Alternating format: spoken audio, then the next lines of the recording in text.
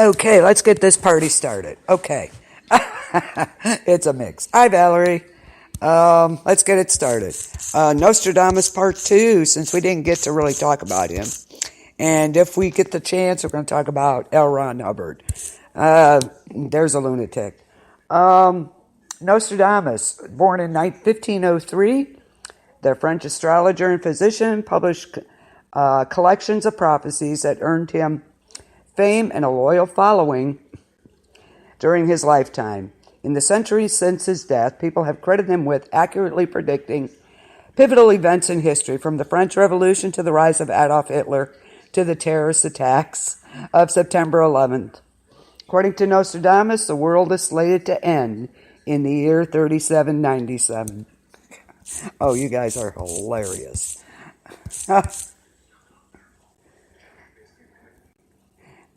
I didn't realize it was that long. Honestly, I didn't. But, okay. I like it, so be quiet. In 1538, an offhanded remark about a religious statue resulted in charges of heresy against Nostradamus.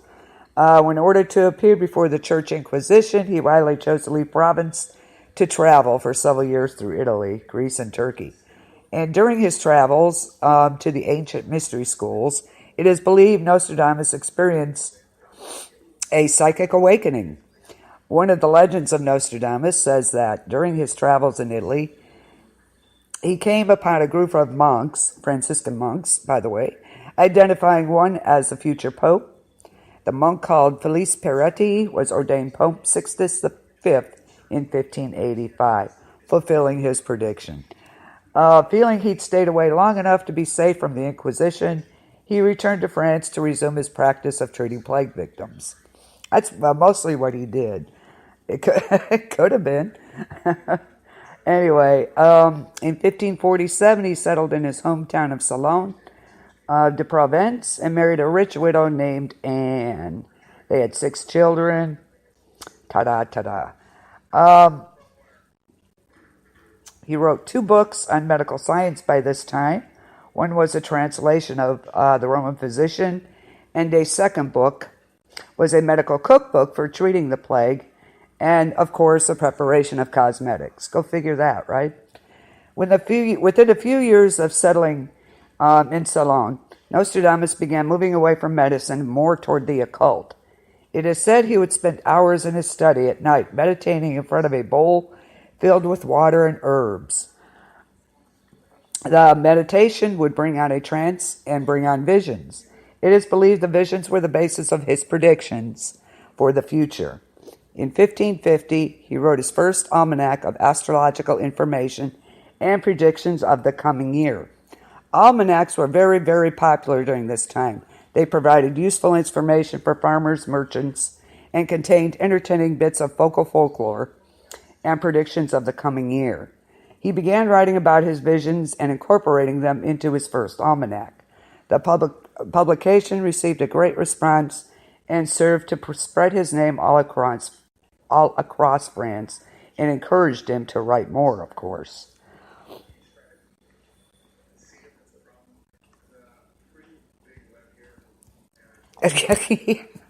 Crazy fits, that's for sure. For sure. Okay, by 1554, Nostradamus' visions had become an integral part of his works in the almanacs, and he decided to channel all of his energy into a massive opus. I can read. I'll be all right. I can't even read my writing. All his energies into a massive opus he entitled Centuries. He planned to write 10 volumes, which would contain 100 predictions forecasting the next 2,000 years. In 1555, he published Les Prophéties, a collection of his major long-term predictions.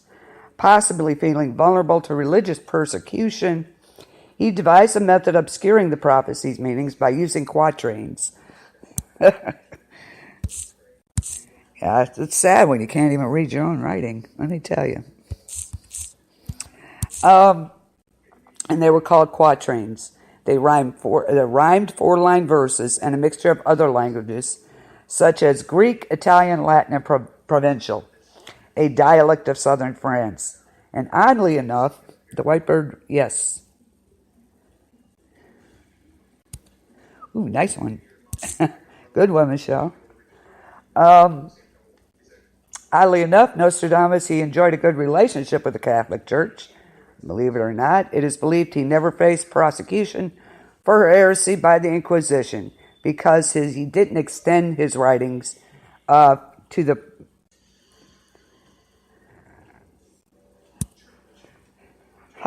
Good one, Michelle.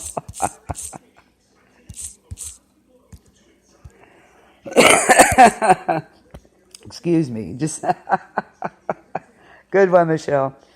Because he didn't write about magic, basically.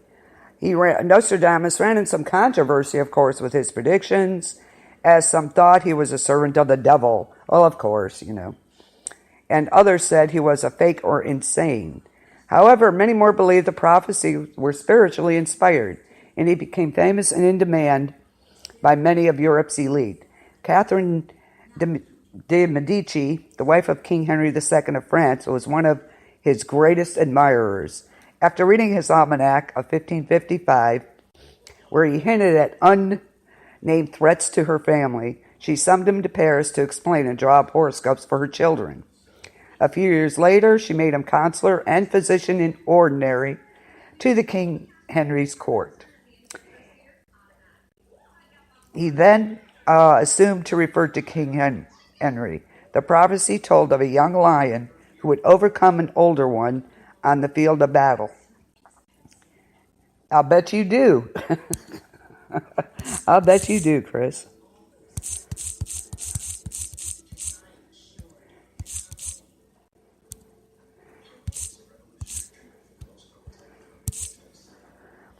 The young lion who would overcome an older one on the field of battle.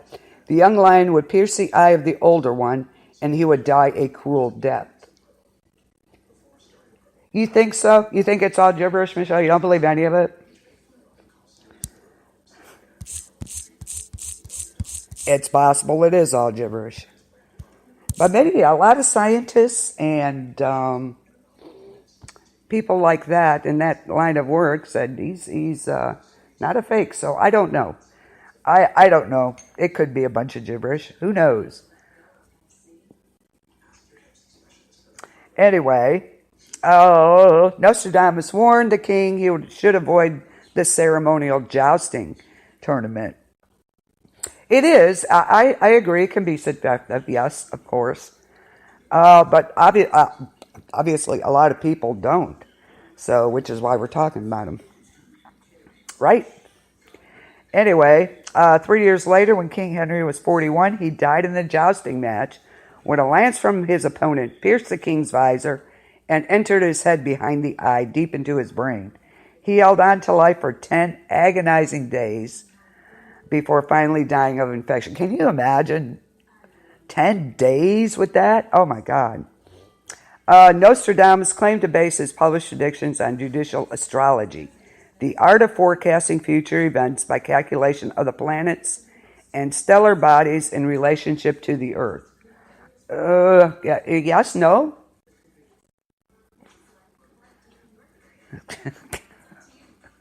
It could be, Chris. Could be, maybe. And his sources include passages from classical historians as well as medieval chroniclers, from who he seems to have borrowed from. Many scholars believe he paraphrased ancient end-of-the-world prophecies, and then through astrological readings of the past, projected these events into the future. Yep. I think you're a prophet, yeah. I think Michelle's the first prophet, though. It is, I agree, it is subjective. I guess you can read into it what you want.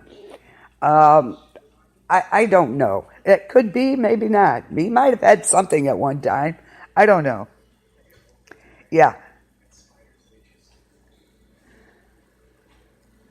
Let me see. Let me reread it again. I'll see if I could.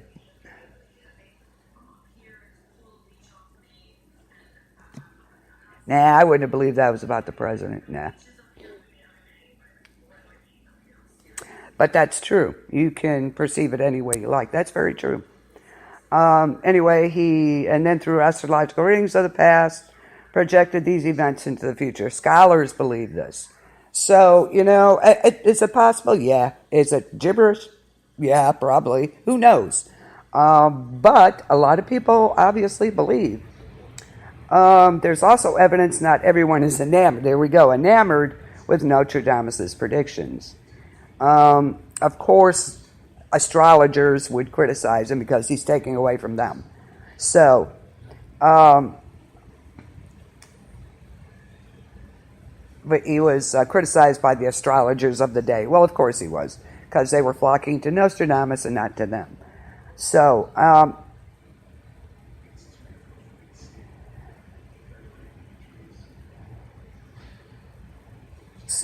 you're going to have, of course, you're going to have your haters. Haters going to hate, right?